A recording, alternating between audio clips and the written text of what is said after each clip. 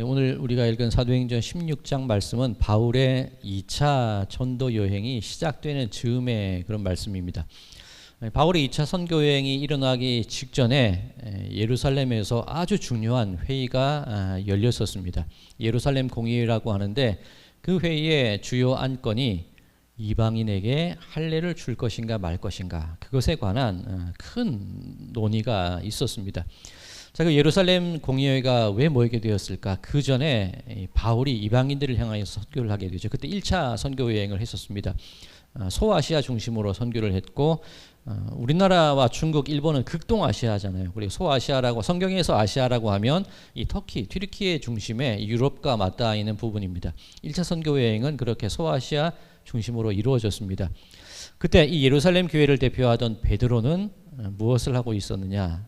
그 유대 지역을 돌면서 복음을 증거했고, 백부장 고넬료 가정에게 세례를 주는 일이 있었죠. 이방인입니다. 자, 그 일로 이제 예루살렘 교회 안에서 여러 가지 분쟁과 의견 나눔이 있었던 겁니다. 과연 할례 받은 자들, 할례 받지 못한 자들, 저들에게도 복음을 증거해야 될까? 그대로 내버려 둬야 될까? 그런 것으로 회의를 열게 되었는데, 결론이 무엇이냐면 이방인들, 할례 받지 못한 자들을 괴롭게 하지 말자. 그 모습 그대로 하나님을 섬길 수 있도록 다만 바른 길로 권면하자, 그런 결론을 얻게 된 겁니다. 바울에게 있어서 혹은 초대교회에 있어서 굉장히 긍정적인 결론이고 신호지요. 이제 바울이 2차 선교여행을 떠나게 됩니다. 아주 긍정적인 예루살렘 교회 공의회에서 좋은 결과도 있었고 참 좋아요. 여러 가지 분위기가 좋습니다. 선교단을 꾸미고 이제 출발을 하려고 하는데 바나바와 바울이 크게 다투는 일이 일어나게 됩니다. 사도행전 15장에 나와 있는 말씀입니다. 왜 다투었냐? 여러 차례 말씀을 드린 기억이 있습니다. 이 바나바의 생질, 이 마가라는 요한이 선교단원에서 자기 마음대로 빠진 일이 있는데 그 아이를, 그 청년을 데려가냐 마냐, 그 문제로 이 바나바와 이 바울이 싸운 겁니다. 자, 그런데 이 사도행전 15장 39절에 보면 이 두 사람의 싸움이 어느 정도였는지가 드러나는데 서로 심히 다투어 피차 갈라서니, 그렇게 되어 있습니다. 이 서로 심히 다투어 파록시스모스라는 단어를 쓰는데, 자, 이 단어, 이 심히 다툰다는 게 어느 정도 다투는지 궁금하시죠?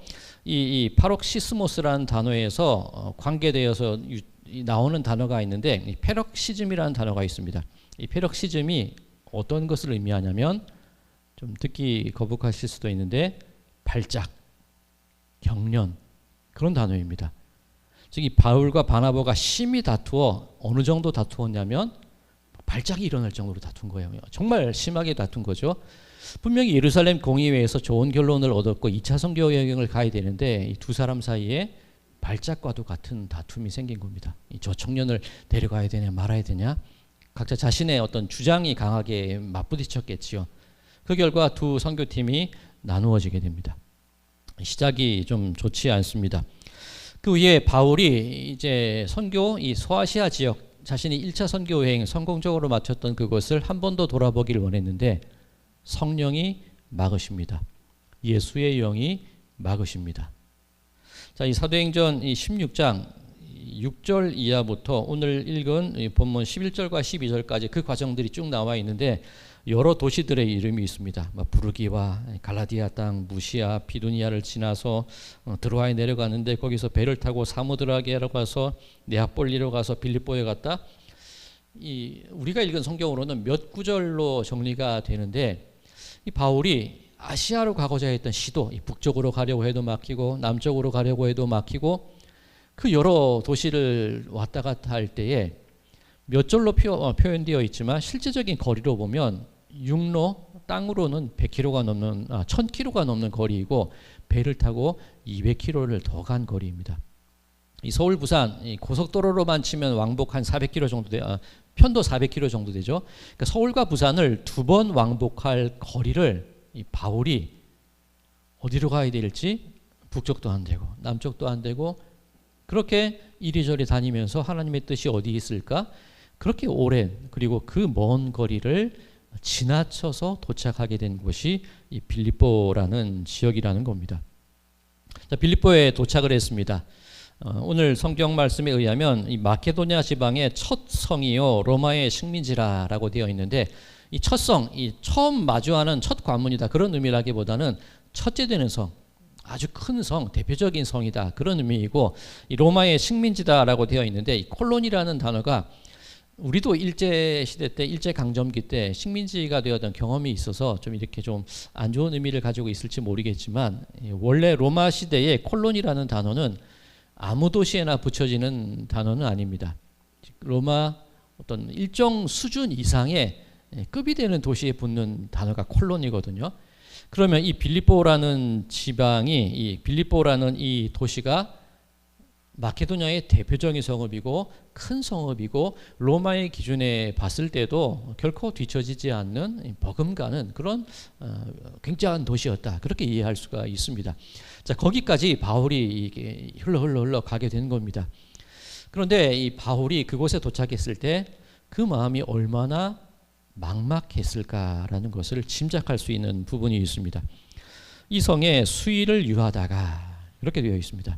자, 바울의 1차 선교 여행의 패턴, 뭐 이후에도 오늘 16장이기는 하지만 이후에 17장과 사도행전 이후의 이야기를 보면 뭐 똑같이 반복이 됩니다만 바울이 선교할 때 어떤 지역을 갔을 때 어디부터 복음을 증거하기 시작하면 유대인 회당에 들어가서 그곳에서 복음을 증거하기 시작합니다.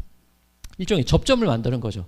익숙한 하나님을 알고 있는 유대인 회당으로부터 시작해서 그곳에서 말씀을 증거하면서 그들과 연관되어 있는 뭐 가족들 그리고 이방인들 그렇게 접점을 기준으로 해서 점점점 선교의 폭을 넓혀가던 것이 바울의 선교의 패턴이었는데 이 빌립보라는 지방에 회당이 없어요. 이 회당의 기준은 유대인 성인 남성 10명 이상이 모이게 되면 회당을 설립할 수 있거든요. 자, 그 말은 이 마케도냐의 가장 큰 성읍인 이 빌립보라는 도시에 유대인 성인 남성 10명이 없는 겁니다. 아시아에서 성공했던 선교의 기억도 없습니다. 그리고 바나바와 격렬하게 다퉈서 선교 단원이 나누어졌어요. 그리고 1200km나 되는 거리를 어디로 가야 될까 그렇게 왔다 갔다 하면서 도착한 도시였고 내가 이들과 마주칠 접점조차 찾을 수 없는 그런 지방에 바울이 이르게 된 겁니다. 얼마나 두렵고 막막하고 어찌해야 할지 알지 못하는 그런 상황에 바울이 놓여 있었을까. 바울의 그 마음을 우리는 알아야 된다는 거죠. 자, 이 성에서 수일을 유하다가 여행이 힘들어서 며칠간 뭐 재정비했다 뭐 그런 뜻일 수도 있겠지만 뭐가 없는 거예요. 접점도 기댈 곳도 어디에서 시작해야 될지도 알 수 없는 그런 상황 가운데 바울이 처해 있었다. 그렇게 이해를 하시면 됩니다. 자, 그런데 그 막막한 상황, 어찌해야 될 수 없는 상황을 어떻게 벗어나기 시작하느냐? 13절입니다. 안식일에 우리가 기도할 곳이 있을까 하여 문 밖 강가에 나가 거기 앉아서 모인 여자들에게 말하는데 그 막막하고 어려운 상황 속에서도 바울이 택했던 방법이 무엇이냐면 기도하는 것이었다는 겁니다. 제가 1200km나 되는 그 거리 그리고 어디 가야 할지 알지 못하는 상황 속에서 성령이 어떻게 막고 예수의 영이 이 길을 왜 막는지 그것을 바울이 어떻게 깨달았을까요? 그 시간 동안 그 기간 동안 그 거리 동안 바울은 늘 기도하는 사람이었다는 겁니다. 지금도 막막한 상황 가운데 기도할 자리를 기도할 곳을 찾으러 가다 보니까 그곳에서 어떤 여인의 무리들을 만나고 접점이 생기기 시작했다는 겁니다. 자, 14절 두아디라 시에 있는 자색 옷감 장사로서 하나님을 섬기는 루디아라 하는 한 여자가 말을 듣고 있을 때 주께서 그 마음을 열어 바울의 말을 따르게 하신지라. 이 두아디라 시 아시아 지역입니다. 그곳에서 하나님을 믿는 한 여인이었는데 아직 예수님은 몰라요. 아마 이 여인의 마음 가운데에도 답답함이 있었을 수 있을 것 같아요. 진리가 무엇인지 믿음이 무엇인지 그런 갈급함이 있었을 것 같습니다. 이 자색 옷감 장사, 이 무역상입니다. 비싼 원단을 취급하는 무역상인 이 여인이 아시아에서 건너와서 유럽에서 그런 장사를 하고 있는 무역업을 하고 있을 때에 그때 바울을 만나게 되고 주께서 그 마음을 열어 바울의 말을 따르게 하신지라. 자, 그렇다면 바울의 2차 선교 여행 가운데 다투게 되고 방황하게 되고 1200km나 되는 그 먼 거리를 떠돌게 되고 막막하게 접점 하나 없는 그곳에까지 하나님께서 바울을 왜 인도하셨을까? 이제 풀리기 시작하는 거죠. 한 여인의 마음을 열기 위하여서 하나님께서 바울로 하여금 그 오랜 그 먼 기간 동안의 실패와 두려움과 막막함의 시간을 바울에게 허락하셨다는 겁니다. 그러면 그 오랜 기간을 바울이 견디고 참아내고 마침내 누군가의 마음이 열려지는 그 사람을 만날 수 있는 중요한 힘이 어디에 있었을까? 기도였다는 것이지요. 자, 이후에 일어나는 일들, 그 여인의 집이 세례를 받습니다. 그리고 바울이 빌립보 성읍에 들어가게 되는데 한 여종을 만나요. 그런데 그 여자가 귀신 들렸습니다. 근데 기가 막히게 잘 맞춰요. 귀신의 힘으로 점을 쳤는데 그 여종의 주인이 그 여종을 앞세워서 점친 것을 가지고 돈을 버는 일이 있었다는 겁니다. 바울이 빌립보 성으로 지나다닐 때 그 귀신 들린 여종이 이야기합니다. 자, 저 사람은 지극히 높으신 하나님의 종이야.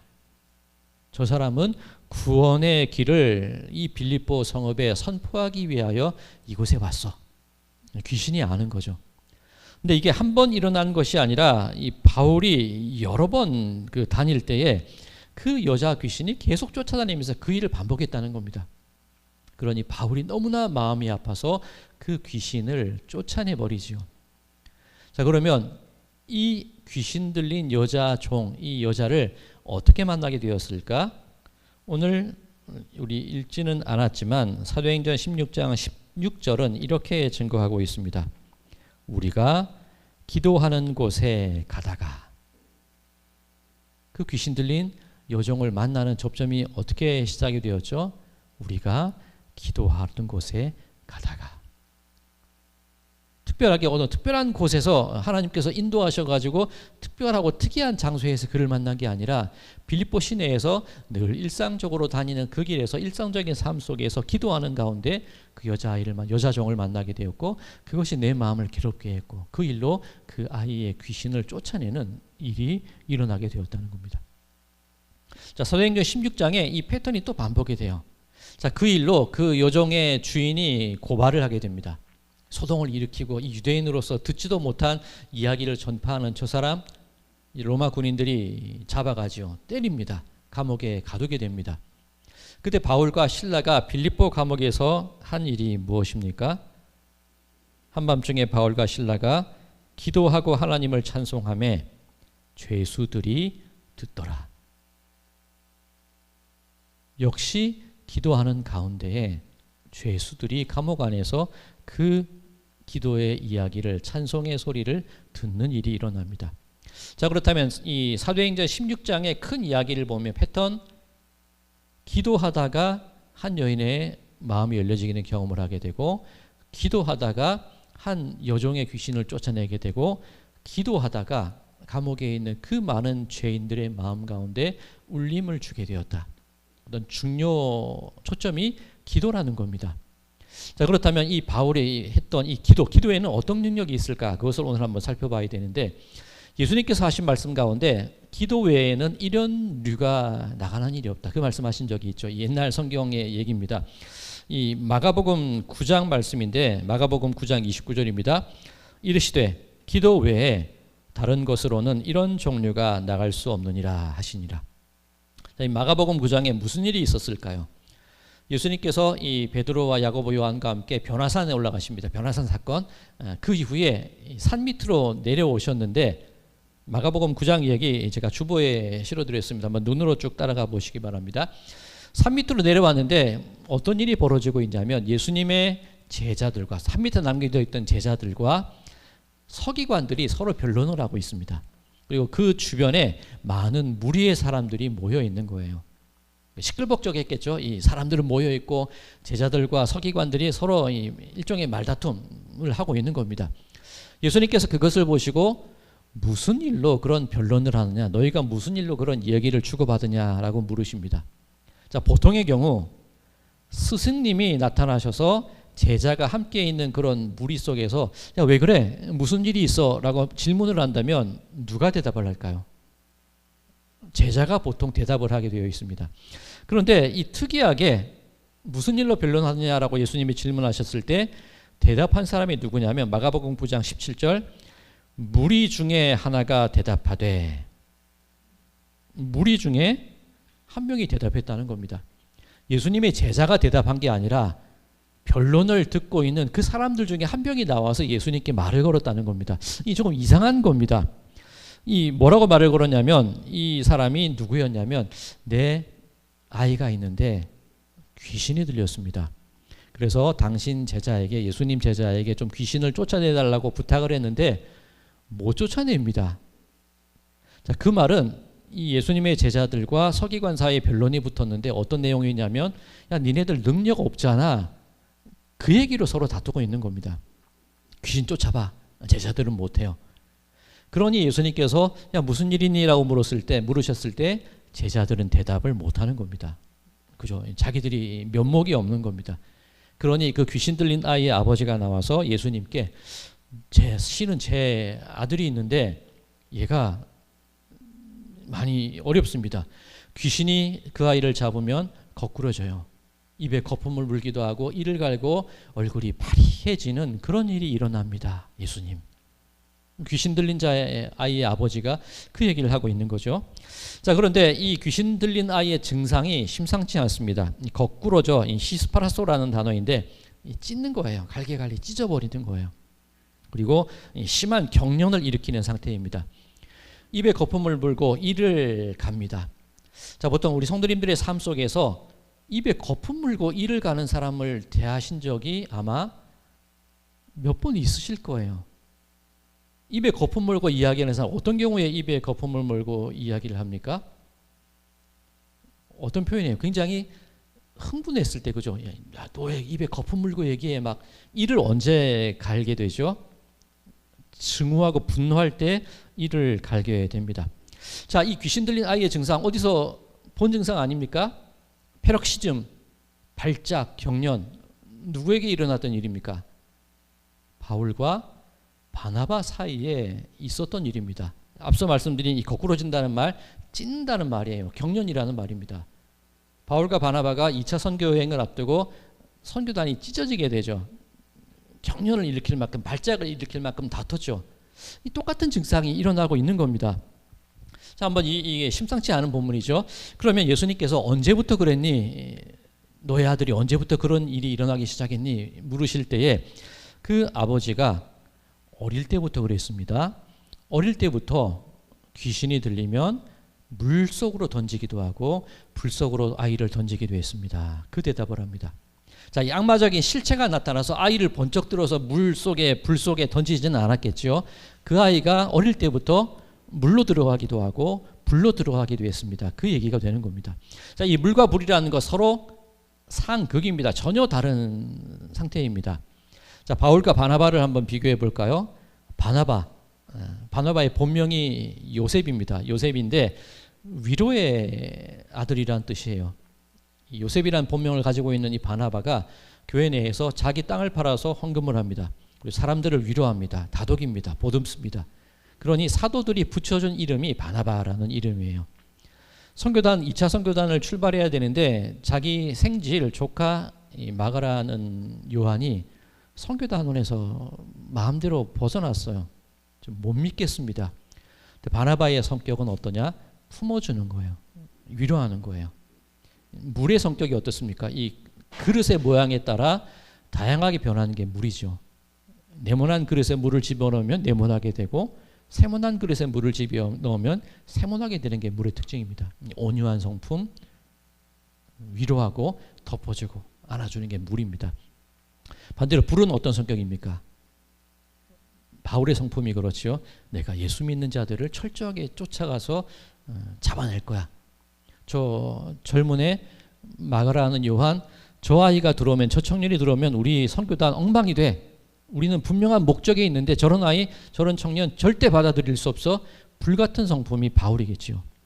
자, 물속으로도 들어가고 불 속으로도 들어갔다. 서로 양극단의 사람들이 함께 마주쳐서 분쟁하고 싸우고 나누어지는 그런 모습 생각되지 않으십니까? 우리 성도님들 어린 자녀를 기르실 때에 우리 자녀들이 귀신 들린 적 본 적 있으십니까? 가끔 보지 않으셨습니까? 어릴 때부터 물과 불에 들어갔습니다. 우리 성도님들 어릴 때 자녀들 키우실 때 야, 그거 네 혼자 스스로 한번 해봐야지 얘기했을 때 아이가 스스로 해냅니까?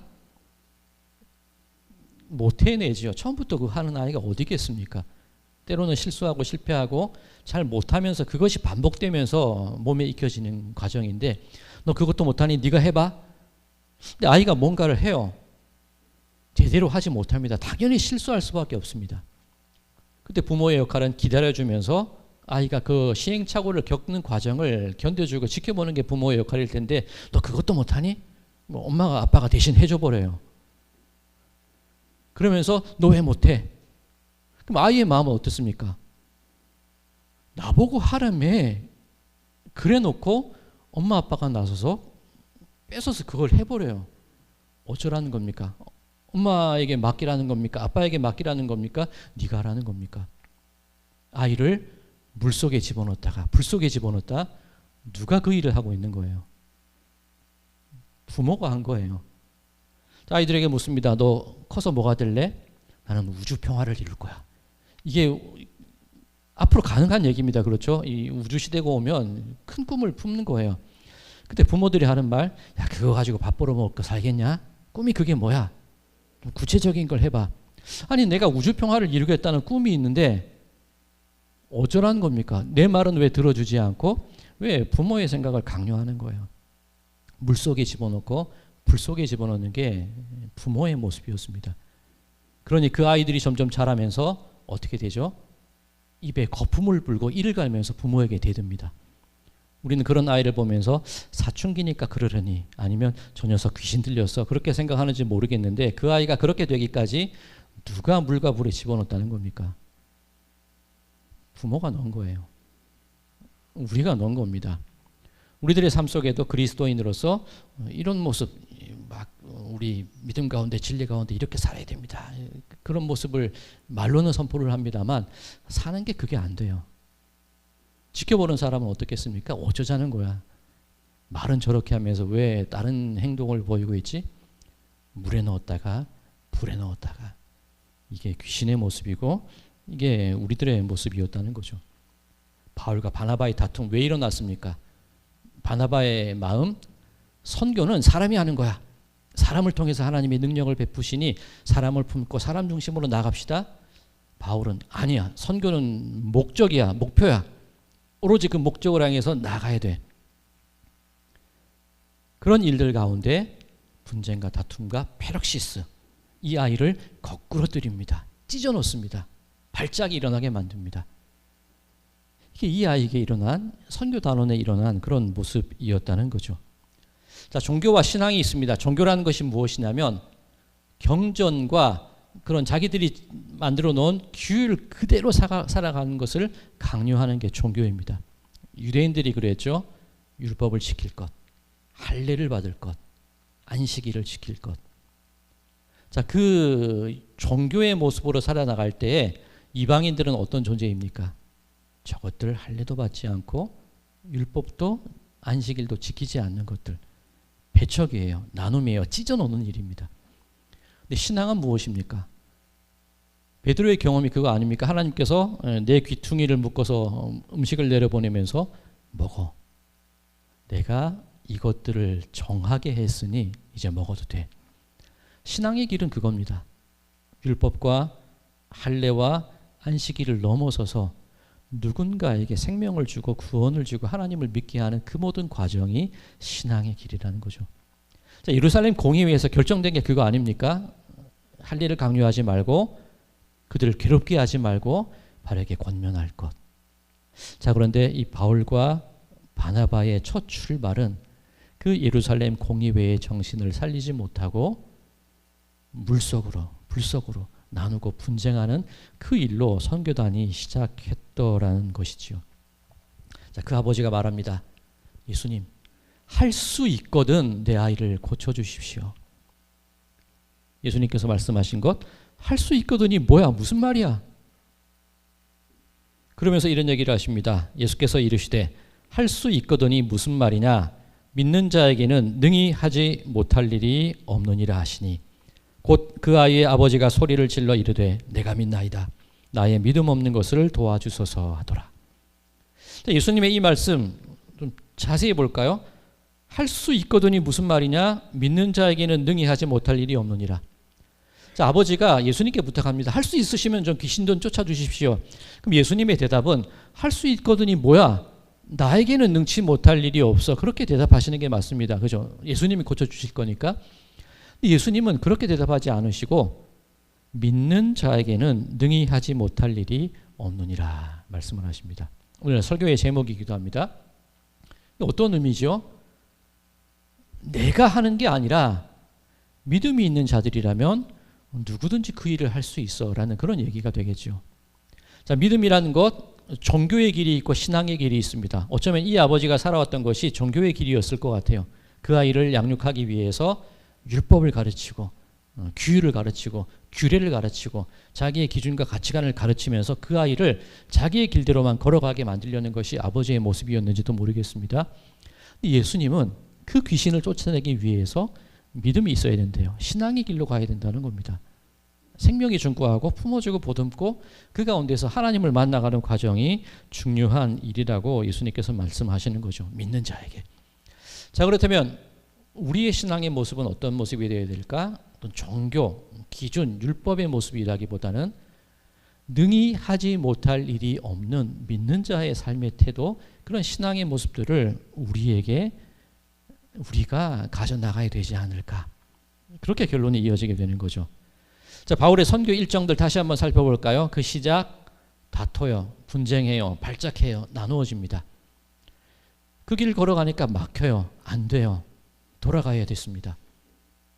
그렇게 가봤는데 기도하러 가는 길에 한 여인을 만나고 주께서 그 여인의 마음을 열어주는 과정을 발견하게 됩니다. 기도하러 가다 여인을 만나고, 기도하러 가다가 귀신 들린 여종을 만나고, 기도하러 가다가 감옥 안에서 그 많은 죄수들이 듣는 일이 일어나요. 자, 그 감옥 안에서 어떤 일이 있었습니까? 밤에 지진과도 같은 일이 일어나서 지진이 일어나서 닫혀있던 옥문이 다 열려버립니다. 간수는 두려워하지요. 죄인들이 다 도망갔을까 봐 자살을 하려고 그래요. 그때 바울이 소리칩니다. 당신의 몸을 상하게 하지 마십시오. 우리 도망 안 치고 여기 그대로 있습니다. 왜 도망을 안 쳤습니까? 기도한 걸 죄인들이 들었거든요. 믿음을 알아가기 시작하는 거거든요. 자, 사도행전 16장 29절, 간수가 등불을 달라고 하며 뛰어들어가 무서워 떨며 바울과 신라 앞에 엎드리고 그들을 데리고 나가 이르되 선생들이여 내가 어떻게 하여야 구원을 받으리까 하거늘. 이제 아주 유명한 말이 나오죠. 이르되 주 예수를 믿으라. 그래야면 너와 네 집이 구원을 받으리라. 주 예수를 믿으라. 그래야면 너와 네 집이 구원을 받으리라. 자, 오늘 본문으로 돌아와 볼까요? 한 여인, 자주장사 루디아를 만납니다. 그 여인의 마음이 열려 있습니다. 어떤 일이 일어날까? 오늘 본문 사도행전 16장 15절, 그와 그 집이 다 세례를 받고. 루디아의 마음이 열렸는데 그 루디아뿐만이 아니라 그 집이 다 세례를 받았대요. 자, 간수, 주 예수를 믿으라. 그리하면 너와 내 집이 구원을 받으리라. 한 사람의 문제가 아니라 그 가정으로 확대가 되는 것을 볼 수가 있습니다. 자, 이 루디아라는 여인이 가족과 함께 세례를 받았다는데 쉬웠을까요? 한순간에 얘기해서 야, 우리 세례 받아야 돼, 너 일로 와, 억지로 자기의 자녀들과 가정 사람들을 끌고 와서 앉혀서 세례를 받게 했겠습니까? 어쩌면 루디아의 가정이 세례 받기까지 이 어머니의 기나긴 인내의 과정들, 기나긴 기도의 과정들, 기나긴 바람의 과정들이 있지 않았을까요? 내 자식을 키워가면서 때로는 이 엄마가, 이 아빠가 불속으로, 물속으로 집어넣으면서 그 아이의 마음이 갈게갈게 찢어놓는 날도 있었을 것이고, 그 아이는 입에 거품을 물고 이를 갈면서 대드는 날도 있었을 겁니다. 자, 그런데 그 가정이, 모든 가정이 세례를 받기까지 얼마나 많은 어려움의 과정, 막힘의 과정, 실망의 과정과 그 과정들이 있었겠습니까? 그 속에서 이 자주장사 루디아라는 여인의 마음 가운데 기도하는 마음, 그렇죠. 우리 가정이 구원받아야 돼. 우리 자녀가 이 복음을 알아야 돼. 그 오랜 과정이 있지 않았겠습니까? 우리의 자녀들이 우리의 친척이나 우리가 함께 구원을 위하여 기도하는 그분들이 일순간에 바뀌리라 그런 생각은 들지 않습니다. 하나님의 능력으로 변화시키겠다 그러실 수도 있겠지요. 그런데 보통의 경우 그들을 바라보면서 오랫동안 우리가 지켜보며 오랫동안 그들의 마음을 설득하고 오랫동안 그들을 위하여 기도하며 능히 하지 못할 하나님의 구원을 소망하면서 우리들이 감당해야 될 그런 믿음의 과정들이 있다는 겁니다. 그 과정을 기도하러 가는데 라고 요약할 수가 있는 겁니다. 기도하러 가는데, 저는 하나님의 살아계심을 믿고 하나님께서 일하심을 저는 믿습니다.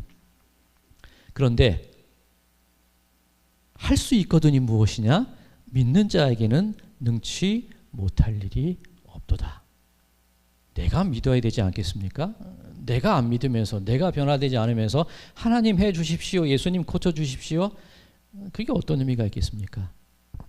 내가 기도하러 가는 그 도중에 그 과정 가운데 여러 어려움과 분쟁과 그 과정을, 모든 과정을 겪어내면서 내가 믿음이 가져지고 나에게서 귀신이 떠나가고 내가 능치 못할 하나님의 그 능력을 믿는 과정을 거치게 될 때에, 그때 비로소 그와 그 가정이 세례를 받고 너와 내 집이 구원을 얻는 놀라운 은혜가 우리들에게 주어지게 될 줄로 믿습니다.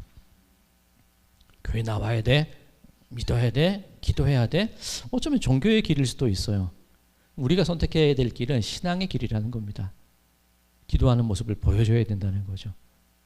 능치 못할 일이 없는 그 믿음의 과정을 겪어가야 된다는 거죠. 때로는 나누임의 아픔과 이 발작과도 같은 그런 모습이 있을 수도 있고, 거품을 물고 이를 갈며 되어드는 그 모습을 보여야 할 때도 있고, 그런 어려움과 막막함 가운데 하나의 접점도 발견하지 못해서 어찌해야 될까 수일을 그렇게 머물러 있는 일도 있을 수 있습니다. 그럴 때 우리가 해야 될 것, 기도하러 가는 길에 그 사람을 만났더라. 바울이 이 마케도냐로 왜 건너가게 됩니까? 꿈에 한 사람을 보게 됩니다. 마케도냐 사람 한 명이 나타나서 와서 우리를 도우라. 그 모습을 봅니다. 어쩌면 이 루디아라는 여인이 하나님은 믿었지만 예수를 알지 못하는 그 마음 가운데 믿음의 구원의 갈급함이 있는 그 여인이 나타나서 바울을 불렀을 수도 있습니다. 혹은 귀신 들린 그 여종 아이가 도저히 이렇게 살아갈 수 없어서 그 간절한 마음으로 바울을 불렀을 수도 있습니다.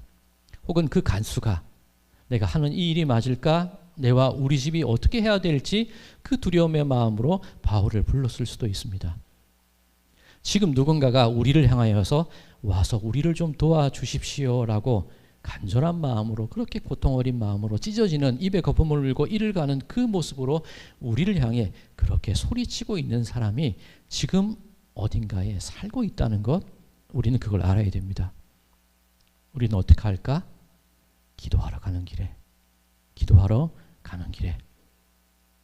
그 길을 통하여서 그 사람들을 마주치고 만나게 되고, 그렇게 믿는 자에게 능히 하지 못할 일이 없다는 예수 그리스도의 말씀을 의지하는 가운데 그렇게 구원의 삶을 살아나가는 그 모습이 우리의 인생에 되어야 할 줄로 믿습니다.